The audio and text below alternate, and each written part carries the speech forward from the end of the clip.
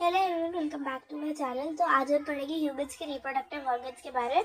तो पहले हम पढ़ने वाले मेल रिप्रोडक्टिव ऑर्गन्स के बारे में। The male reproductive organs include a pair of testis, यानी कि 2 टेस्टिस होती है। और अगर हम एक टेस्टी की बात करें तो उसे सिंगुलर में हम पढ़ते हैं टेस्टिस, बट उसमें ई की जगह आई आता है। दो sperm ducts and a penis. The testis produce a male gametes called sperms. तो जो टेस्टिस होती है वो जो है जो मेल गैमेट्स होते हैं, जो रिप्रोडक्शन सेक्सुअल रिप्रोडक्शन में जो मेल गैमेट होता है उसका नाम होता है स्पर्म। स्पर्म कौन प्रोड्यूस करता है? टेस्टिस प्रोड्यूस करती है। Millions of sperms are produce by the testis. बहुत से जो स्पर्म्स है वो जो टेस्टिस होती है मिलियंस ऑफ स्पर्म्स जो है वो बनाती है। Look at figure 6.2 shows a picture of a sperm. ठीक है, तो अभी हम स्पर्म के बारे में पहले बाद में पढ़ते हैं। पहले हम डायग्राम देख लेते हैं मेल रिप्रोडक्टिव ऑर्गन का। तो देखो ये तो जो है वो ब्लैडर होता है। ये जो है ये हमारा स्पर्म डक्ट होता है, ठीक है। And this is our penis. And ये जो सर्कुलर स्ट्रक्चर है, ये जो है ये टेस्टिस होती है। और इसमें जो है स्पर्म्स बनते हैं। और ये जो पेनिस होती है, ये जो है ये फीमेल बॉडी के अंदर जो है स्पर्म रिलीज करती है। Okay, now we are gonna study about sperm. Look at figure 6.2, which shows a picture of a sperm. Those sperms are very small in size. Each has a head, a middle piece, and a tail. Does it appear to be a single cell? Indeed, each sperm is a single cell with all the usual cell components.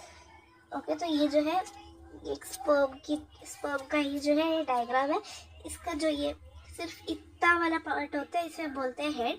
इसके यहाँ से यहाँ तक जो part होता है उसे बोलते हैं मिडिल पीस। और ये जो ऐसे ऐसे सांप जैसा जो बना हुआ है उसे बोलते हैं टेल। ओके, स्पर्म जो है हमारा जो है सिंगल सेल होता है, लेकिन स्पर्म जो है वो बहुत ही छोटा होता है। लेकिन हर एक स्पर्म में जो है ये 3 पार्ट्स जो है वो जरूर होते हैं। ओके, एंड हर एक जो स्पर्म होता है वो एक सिंगल सेल होता है और उसमें सारे सेल के कंपोनेंट्स भी होते हैं।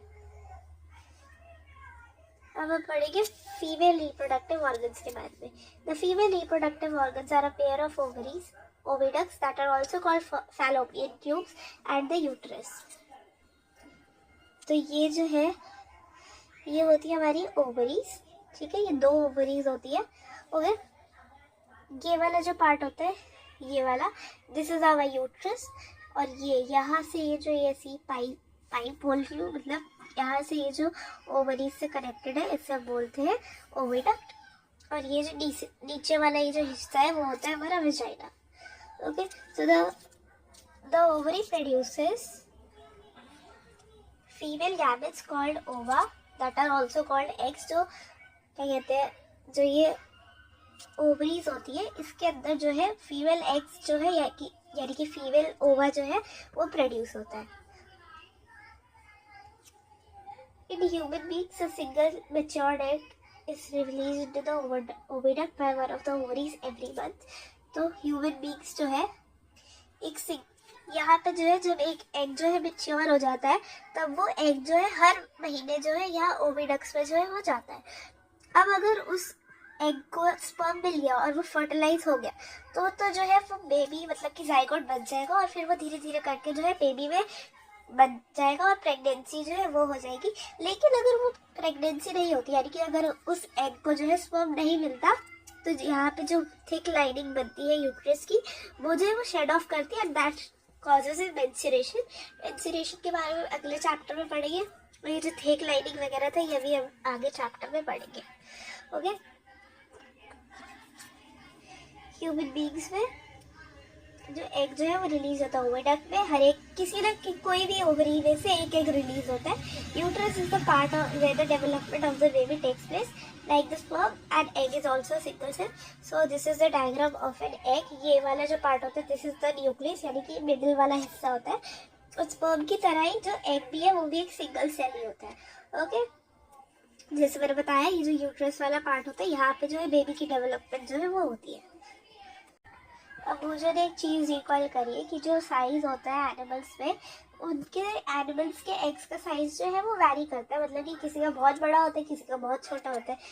जो एग जो है may be very small as in humans में जो बहुत एग जो है वो छोटा होता है, लेकिन जो हेन्स का एग होता है वो जो है वो बहुत बड़ा होता है।